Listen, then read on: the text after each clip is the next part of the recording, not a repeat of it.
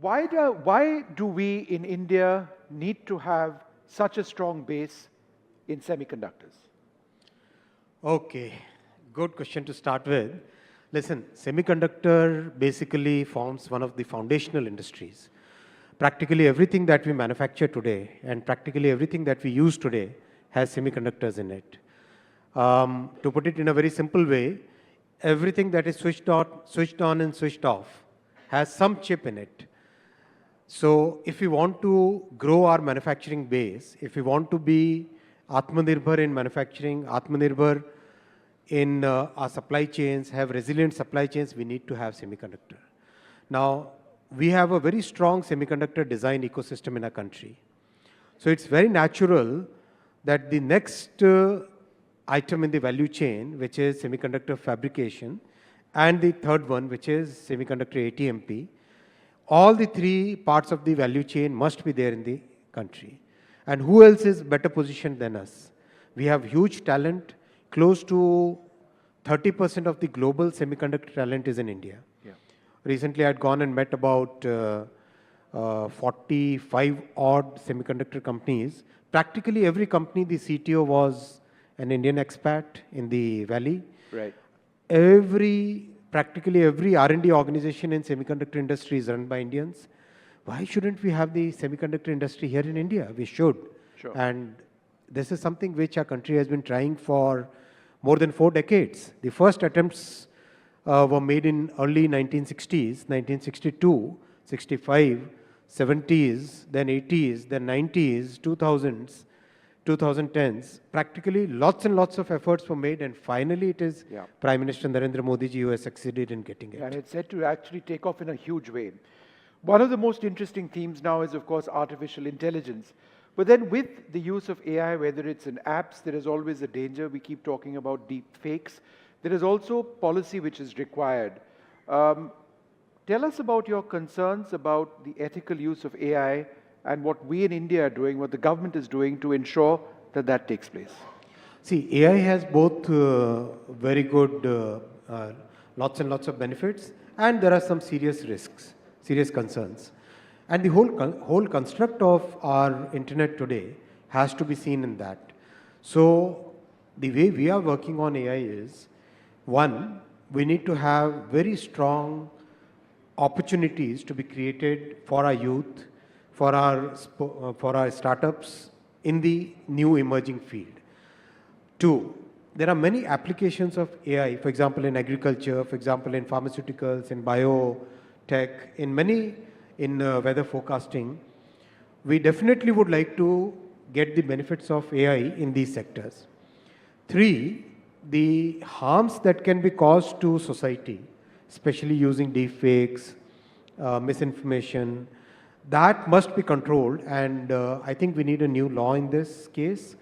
We are very widely consulting with the industry and stakeholders, and right now we are in the election process, so I cannot say anything, but immediately after the election process, we must work on a new law on this. You spoke about misinformation very briefly. The government has been trying to push fact checkers government fact checkers to ensure that what actually exists online is fair, it's correct. But then there is criticism in a sense of that as well, with people saying that should the government necessarily be fact-checking issues which may be debatable and uncomfortable for the government? How would you respond? Absolutely not. See, facts are facts, opinions are opinions. I'll give you one example. Recently, one of the opposition parties' handles, they posted something on Twitter saying that passenger transportation, number of passengers in Indian Railways has reduced by 80%. Now, if somebody puts this kind of misinformation, how would you tackle it? You'll have to ask the Ministry of Railways what is the exact number, what is the accurate number. Yeah. If there is a question related to the central government, who is best placed to answer that question about the fact? Central government. If there is a question about NDTV, who's best placed to answer Sanjay, that? he's sitting right there. So it's NDTV, right? So our proposal and our notification was very limited. It was limited to facts related to, data related to central government work, that has to be clarified by the central government. If there is something related to the state governments, then the state governments have to set up their own units. Unfortunately, that has been stayed by the Supreme Court. We respect Honorable Supreme Court's orders, but I think it was very genuine and very well thought through idea of having one central government agency to clarify on items, on data relating to the central government ministries. I'd like to ask you now to put on your hat as Railways Minister. That's another increasingly high-tech area. One of the most sort of interesting and areas which might result in huge economic benefits is the bullet train. We were talking about it a couple of months back. It's not really been in the news too much in the recent past. Where exactly is the bullet train and what are the economic benefits? The bullet train is progressing very well. As we speak, I think we have covered almost 284 kilometers, 8 rivers, bridges we have completed, stations are on the verge of completion. The Maharashtra section also is now progressing very rapidly. The first undersea tunnel work has already started. So the progress is very good, and we should not look at bullet train simply as a transportation project. It has to be seen from integrating economies. I'll give you the example of Japan. The first bullet train in Japan was commissioned in 1960s, 1969 or 1970.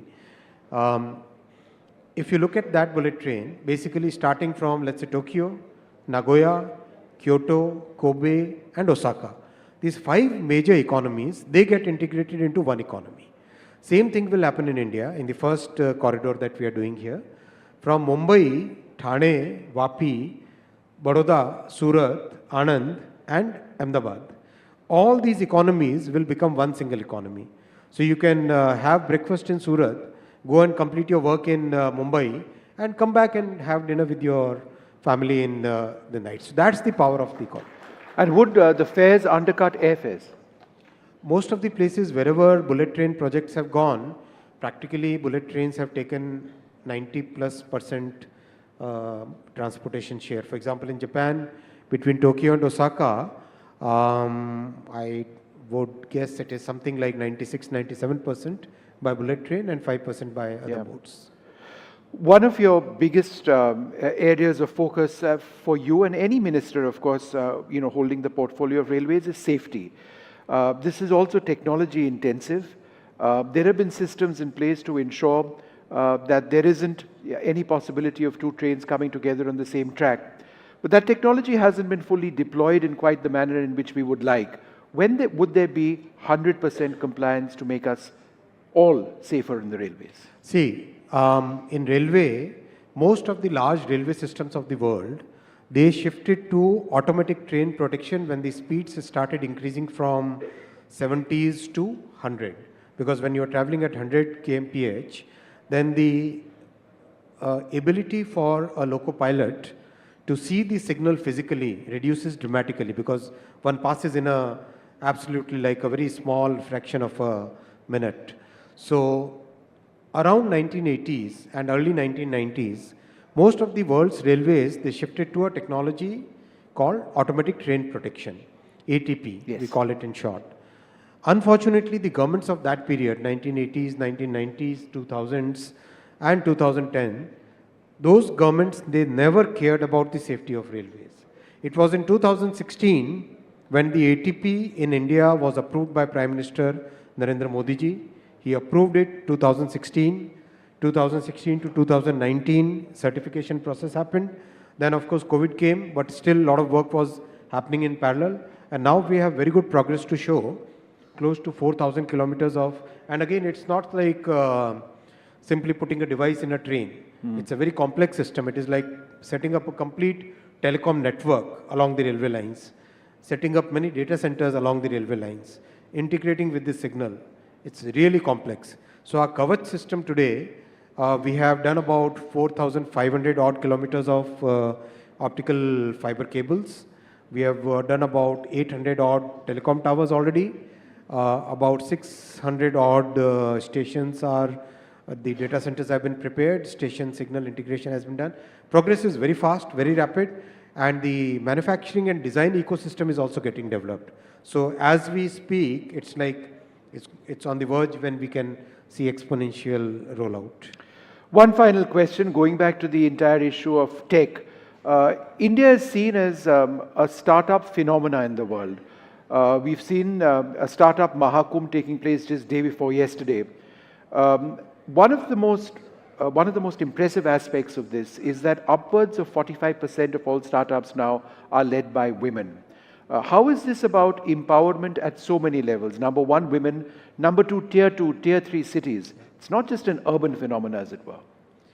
One of the good parts of the startup policies, Startup India, is that we have set up many distributed incubators, which basically means that incubators are not limited to a few IITs. Incubators are now spread across the country in tier 2, tier 3 cities. Then the way our startup ecosystem has evolved in the last 10 years, the focus has been on getting real solutions, focus has been on solving real problems. And India offers basically an opportunity to solve problems at population scale, where else in the world will you get an opportunity to solve something at a billion plus scale, right?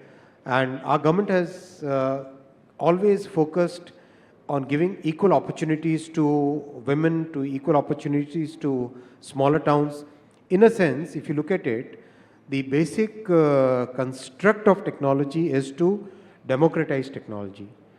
The way UPI was done. So for example, if you look at technology in many other geographies, I wouldn't take any names, technology is basically controlled by a few big tech. Whereas in India, we have created, our Prime Minister Modi ji's clear focus was on democratizing technology. Technology should be accessible to everybody. It should be openly accessible. It should be like interoperable.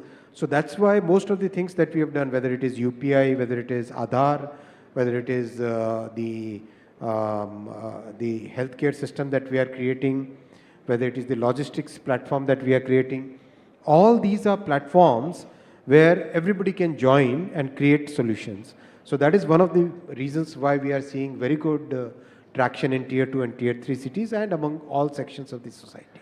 Are some companies potentially getting ahead of themselves? The reason I ask is because we've seen some big startups also failing financially now, cases against them, financially floundering.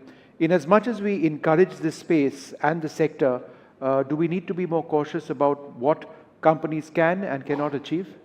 Absolutely. For every business, for every enterprise, for every organization, it's very important to be absolutely aware of what the legal constructs are, what the regulatory environment is, how the customers should be treated. All those things are kind of basic, elementary.